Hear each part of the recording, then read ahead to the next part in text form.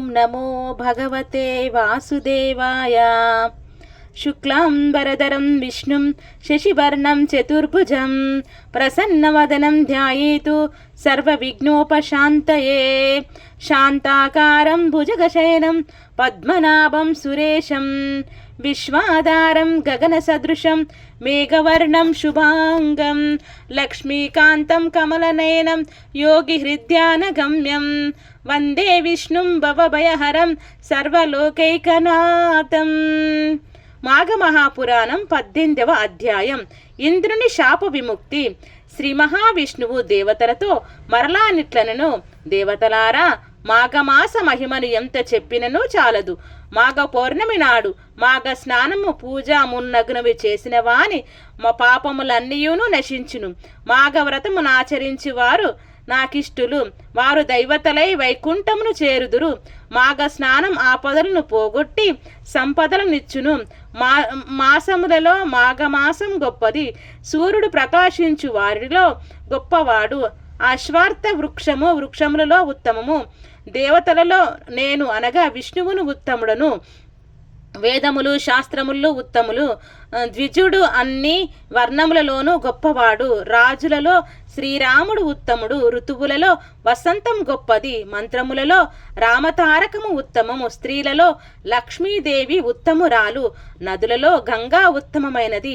పర్వతములలో మేరువు గొప్పది. అన్ని దానములలోనూ ధనదానము గొప్పది. మాఘమాస వ్రతము అన్ని వ్రతములలో ఉత్తమము. మాఘమాస వ్రతము సర్వ ఫలప్రదము. కృష్ణవేణి గంగా కావేరి ఇలా సర్వ నదులయందును 10 సంవత్సరముల పాటు సూర్యోదయ సమయమున స్నానము చేసినచో వచ్చు పుణ్యము నాడు 3 దినములు అరుణోదయ సమయమున చేసిన మాఘ స్నానము వలన వచ్చును. మాఘ స్నానము చేసి పూజా మున్నగి వానితో వివిధ పుష్పములతో సాలగ్రామ రూపమున నన్ను పూజించిన మోక్షముకు వచ్చును అని శ్రీమన్నారాయణుడు దేవతలకు మాఘ వ్రత మహిమను వివరించెను. దేవతలు విష్ణువాక్యమును శిరస వహించి ఇంద్రుని వెతుకుచు పద్మగిరి పర్వతమును చేరిరి. ఇంద్రుని వెతుకుచున్న వారికి చిన్న పాదములు చిన్న శరీరం గల విచిత్రమైన తొండ ఒకటి కనిపించెను. ఆ తొండ వారిని చూచి భయంకరమగు ధ్వనిని చేసినది. దేవతలు ఆ తొండ యొక్క రాక్షస రూపమని వారు తలచిరి. వారు దాన్ని తీగలతో బంధించిరి. ఎంత ప్రయత్నించినను ఆ తొండ కదలలేకపోయినది. మాఘమాస వ్రతము ఆమోఘమని శ్రీ మహావిష్ణువు చెప్పిన మాట ఎట్టిదో చూడవచ్చునని తలచి మరునాడు మాఘ స్నానాధికములు చేసి ఆ తీర్థమును తొండపై పోసిరి. పవిత్రోదకముచే తడిసిన తొండ దివ్యాలంకారములు గల స్త్రీగా మారెను. దేవతలామెను చూసి ఆశ్చర్యపడిరి. నీవెవరెవని ఆమెను అడిగిరి. ఆమెయు శాప విముక్తికి సంతసించుచు దేవతలకు నమస్కరించి ఇట్లు పలికెను, నేను సుశీలనను పేరు కలదానను. కాశ్మీరమున నివసించు బ్రాహ్మణుని పుత్రికను. మా తండ్రి నాకు వివాహం చేసెను. నా దురదృష్టం వమున నా భర్త పెండ్లి జరిగిన 4వ నాడు మరణించెను. మా తల్లిదండ్రులు చాలా ఎక్కువగా దుఃఖించిరి. నా తండ్రి మనుష్య జన్మము కష్టప్రదము. స్త్రీగా పుట్టుట మరియు కష్టము. బాల్యముననే వైధవ్యము నందుట మరింత కష్టము.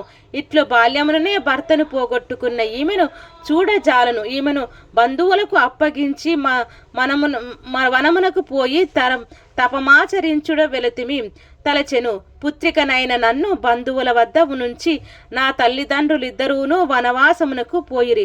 అచటనే మరణించిరి. నేనును బంధువుల వద్ద నుంటిని.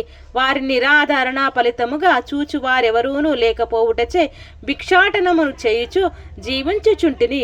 నిలువయున్న దానిని భుజించుచు భిక్షలో వచ్చిన మంచి ఆహారమును అమ్ముకొనుచు జీవించుచుంటిని.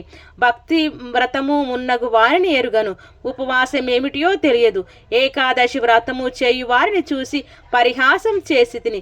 ధనమును చూసి సంపాదన పరువరాలైన తిని. నన్ను కోరిన వారికి నన్ను అర్పించుకొనుచు నేను కోరిన వారిని పొందుచు నీతి నియమాలను విడిచి దురాచారవంతురాలనై జీవితమును గడిపి తిని. తరువాత మరణించి నరకమును చేరి తిని. అచట పెక్కు రీతుల శిక్షించబడి తిని. పులి కోతి ఎద్దు మున్నగు పెక్కు జన్మలను జన్మనెత్తి తిని పెక్కు జన్మలను పాడి తిని ఒకనాటి జన్మలో 5 దినముల క్రిందటి ఆహారమును ఆకలి కల వానికి పెట్టి తిని ఆ చిన్న మంచి పని వలన మీరు దయయుంచి నాకు శాప విముక్తిని కలిగించిరి అని పలికెను. మాఘమాస పవిత్ర నదీ జల స్పర్శచే ఆమె దేవత వృత్తాంతం నంది దేవప్రియ అను పేరును పొందినది. దేవతలలో ఒక రామెను వివాహమాడెను. మాఘమాస మహత్యమును దేవతలు గమనించి విస్మృతురాలై ఇంద్రుని వెనక సాగిరి. పద్మగిరి గుహలలో వికార రూపంలో తిరుగుచున్న ఇంద్రుని చూసి బాధపడిరి. ఇంద్రుడును వారిని చూసి సిగ్గుపడిను, లోనికి పారిపోయెను. దేవతలు ఇంద్రుని చూసి వెంబడించి వారిని ఊరడించి ధైర్యం చెప్పిరి. నీవు చేసిన పాపమునకు పోగొట్టుకొనుటకు మహావిష్ణువు నీ శాప విముక్తికి మార్గమును చూపించెను. ఆ ప్రకారం చేయుదము రమ్మని తుంగభద్రా తీరమునకు తీసుకుని వచ్చిరి. మాఘమాసమంతయు వాని చేత మాఘ స్నానము చేయించిరి. ఇంద్రుడును శాప విముక్తుడాయను. కృతజ్ఞుడైన విష్ణువును స్తుతించెను. ఇంద్రుడు దేవతలచే కలిసి స్వర్గమునకేగెను. రాక్షసులను జయించి సుఖముగా నుండెను. గత్రుమద మహర్షి జగ్నిమునితో ఈ విధముగా మాఘమాస స్నాన మహిమను వివరించినని పలుకుతుండగా జగ్నిముగ్ని స్వామి ఈ విష్ణు కథ వృత్తం ఇంకను వినవలనని నున్నది, ఇంకను చెప్పుడని కోరెను. గత్రుమదుడిట్లు పలికెను. పూర్వము పంపా తీరమున ధనవంతుడైన వైశ్యుడొకడు కలడు. తన సంపాదనను తప్ప ధన వినియోగం తానతడు చేయలేదు. పూజా దానము మున్నగు మంచి పనులను కూడా చేయలేదు. అందువలన మరణించిన తర్వాత నరకలోకమును చేరెను. అచట కొంతకాలముండి దరిద్రుడై జన్మించెను. దరిద్రుడై మరిన్ని పాప కార్యములను చేసెను.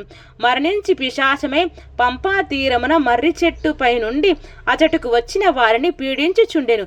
ఒకప్పుడు వశిష్ఠ మహర్షి ఆ ప్రాంతమునకు శిష్యులతో వచ్చి మర్రి చెట్టు సమీపమున నివసించుచున్న మాఘ స్నానము పూజ మున్నగు చేయుచు శిష్యులకు మాఘమాస మహత్యమును వివరించుచుండెను. అంతడు మాఘస్నాన మహిమను వివరించుచు ఒకానొక మాఘస్నానం చేసిన వారి సర్వ పాపమును సూర్యోదయమున చీకట్లు నశించినట్లుగా నశించును. మాఘస్నానము చేయని వాడు నరకమునకు పోవును అనుచు మాఘమాస వ్రతమును చేయవలసిన విధానమును చేయుట వలన శుభములను చేయకపోవుట వలన అశుభములను వివరించుచుండెను. ఆ సమయమున పిశాచ రూపమున పైనుండి కింద పడి ఆ పిశాచం వశిష్ఠుడు మంత్రోదకమును వానిపై చల్లుచు పంపాజలమును మాఘ స్నానమును వానిచే చేయించెను. వశిష్ఠుడు చెప్పిన హరికథలను వినుట వలన మాఘ స్నానం వలన వాని పిశాచ రూపం పోయి దివ్య రూపము వచ్చినది. మాధవానుగ్రహము వలన వైకుంఠముకు చేరెను. మాఘ మహాపురాణం 18వ అధ్యాయం సంపూర్ణం.